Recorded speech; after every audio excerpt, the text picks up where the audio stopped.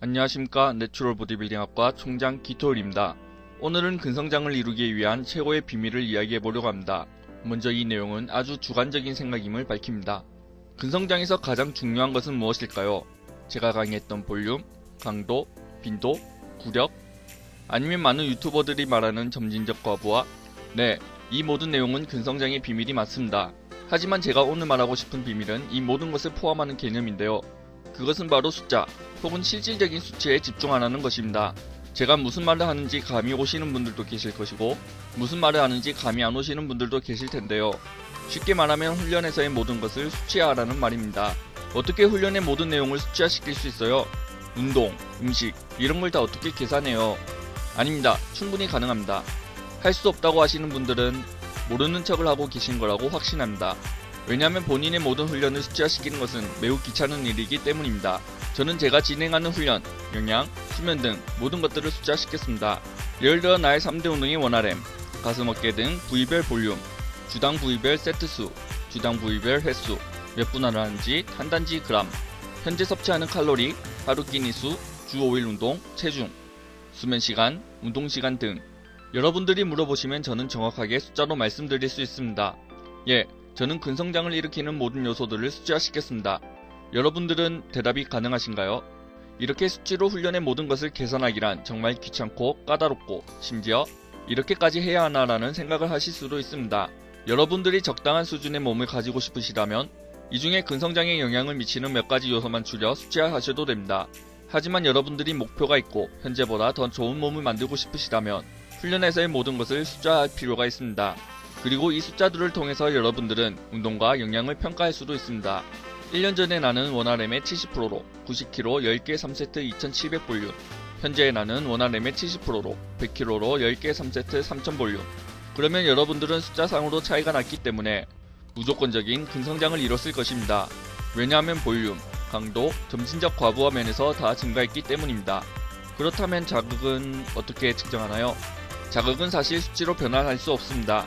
천천히 올리고 천천히 내리는 훈련 방법인 TUT도 마찬가지입니다. 자극과 TUT는 상당히 주관적인 요소이기에 수치로 변환시킬 수 없습니다. 예를 들어 어제 술을 먹고 충분한 수면을 취하지 못한 경우 평소에 100kg를 10개 할 수 있지만 컨디션 저하로 인해 100kg를 6개밖에 못할 수도 있습니다.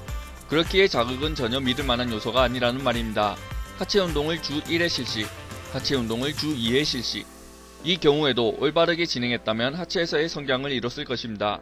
왜냐하면 한 주에 빈도가 1에서 2로 늘어났기 때문입니다. 단 알아야 할 점은 빈도가 높다고 무조건 좋은 것은 아닙니다. 스쿼트 100kg 8개가 8RP였지만 스쿼트 100kg 8개가 5RM이 되었다면 마찬가지로 무조건적인 성장을 이뤘을 것입니다. 총 3200칼로리로 섭취했다가 3000칼로리를 섭취한다면 무조건 체중이 빠졌을 것입니다.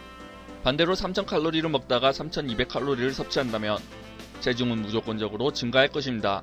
종종 어떤 글들을 보면 이런 말들도 합니다. 칼로리를 계산하는 것은 무의미하다. 칼로리는 단지 숫자일 뿐이다. 틀렸습니다. 이런 말을 하시는 분들은 자신이 실제로 진행해보지 않았거나 실제로 진행했더라도 정확하게 하지 않았을 것입니다. 그렇기에 체중의 변화가 일어났고 이와 같은 방법을 믿지 않는 것입니다. 오차 범위를 줄이기 위해서는 드시는 음식의 무게를 재고 칼로리를 측정해야 합니다. 그러면 편의점 도시락을 먹으면서 다이어트를 할 수 있나요? 이 말은 반은 맞고 반은 틀렸습니다. 아니 칼로리가 적혀있고 칼로리가 중요하다면서 이건 또 왜 틀렸어요?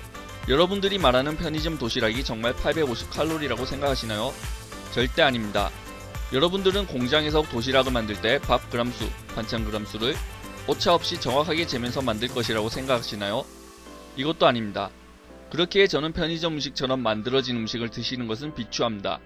예로 편의점에서 우유 200ml를 사고 그 양을 전자저울로 무게를 재본다면 210에서 220까지 다양하게 나올 것입니다. 그렇기에 제일 좋은 방법은 여러분들이 드시는 음식을 전부 직접 만들어서 드시는 것입니다.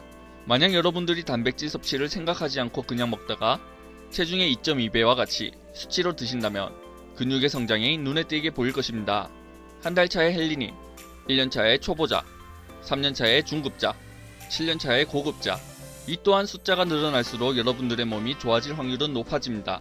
여기까지가 서론이었고 지금부터는 운동부터 영양까지 전부 수치화를 해보겠습니다. 첫 강의에서는 볼륨에 대해서 살펴봤습니다. 볼륨은 무게 곱하기 세트수 곱하기 개수인데요.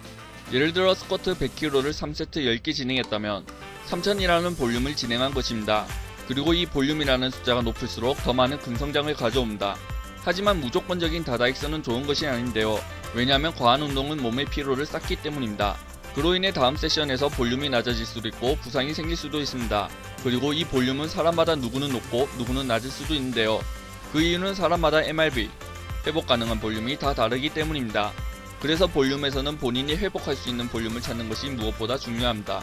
그리고 근비대를 위해서라면 총 볼륨의 3분의 1에서 4분의 3을 6에서 12회, 나머지 3분의 1에서 4분의 1을 하나에서 6개로 진행해주시면 도움됩니다. 반대로 스트렝스가 목적이라면 총 볼륨의 3분의 2에서 4분의 3을 6회 이하를, 나머지 3분의 1에서 4분의 1을 6에서 12개로 진행해주시면 도움됩니다. 그 다음은 강도인데요. 강도는 원랩 맥스, 원RM의 퍼센테이지, RP가 있습니다. 랩 맥스는 얼마나 많은 반복 횟수를 할 수 있는지를 의미합니다. 마찬가지로 과거에는 100kg의 스쿼트를 10개 가능했지만 현재 15개가 가능하다면 이는 무조건적인 성장을 이뤘다고 봐도 무방합니다. 원RM의 퍼센테이지는 원RM이 100kg인 사람이 80%인 80kg를 8개를 진행했지만 원RM이 늘어서 110kg의 80%인 88kg로 8개가 가능해졌다면 이 또한 무조건적인 근성장을 했음을 의미합니다. 마지막인 RP는 1부터 10까지의 운동 자각도인데요. 100kg 10개 하는 것이 9RP였지만 이것이 7RP가 된다면 이 또한 근성장을 이뤘음을 말합니다. 다음은 빈도인데요.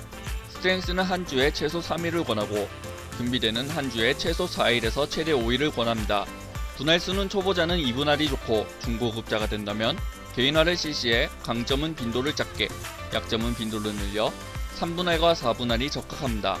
그리고 운동 종류를 선택하실 때는 근력을 위해서는 총 볼륨의 50%에서 75%를 3대 운동에 집중하고 나머지 25%에서 50%의 보조 운동을, 근비대를 위해서는 하나에서 2개의 다관절 운동과 하나에서 3개의 단순 관절 운동을 실시. 이처럼 훈련에서의 모든 내용은 수치로 변환이 가능합니다. 다음은 영양인데요. 영양에서의 가장 중요한 것은 칼로리라고 설명해드렸습니다. 그리고 본인이 먹는 유지 칼로리보다 많이 먹으면 찌고 덜 먹으면 빠지는 것이 정확한 팩트입니다. 그리고 이 유지 칼로리를 정확하게 측정하기 위해서는 본인이 먹는 모든 음식의 무게를 잰 다음 섭취하는 것입니다. 모두 다요? 그걸 어떻게 합니까? 너무 비현실적이에요. 라고 말할 수도 있겠지만 정말 다 합니다. 제 주변의 모든 내추럴 빌더들은 다 이렇게 합니다. 비시즌 때는 나트륨과 수분에 대해서는 관대한 편이지만 시즌 때는 본인이 섭취하는 나트륨과 수분까지도 전부 체크합니다. 그렇기에 여러분들도 의지만 있다면 충분히 할 수 있다고 생각합니다. 다이어트 시 탄단지의 경우에는 단백질은 체중의 1.6배에서 2.7배, 지방은 총 칼로리의 15%에서 25%, 탄수화물은 나머지. 체중 증가 시 탄단지의 경우에는 단백질은 체중의 1.6배에서 2.2배, 지방은 총 칼로리의 20%에서 30%, 탄수화물은 나머지가. 설정은 마이피트니스팔에서 쉽게 설정할 수 있습니다. 설정 방법에 대해서는 제 채널의 마이피트니스팔 어플 사용법을 참고해주시면 됩니다. 다이어트 시에는 총 유지 칼로리에서 300에서 500칼로리를 뺀 뒤 섭취하고 체중 증가 시에는 총 유지 칼로리에서 300에서 500칼로리를 더한 뒤 섭취해야 합니다. 그리고 다이어트 브레이크, 리피드 시에는 유지 칼로리를 섭취, 끼니는 최소 4끼에서 최대 6끼까지. 훈련과 마찬가지로 영양 또한 모든 것들은 숫자되어 있습니다. 그리고 이 숫자를 누가 더 잘 지키느냐가 보디빌딩의 핵심이라고 생각합니다. 오늘의 영상의 요약은 따로 없습니다. 하지만 오늘 영상의 가장 핵심 키워드는 바로 숫자였습니다. 여러분들도 숫자에 민감해지시길 바랍니다. 오늘의 영상이 유익하셨다면 좋아요, 구독, 알람 설정 부탁드립니다.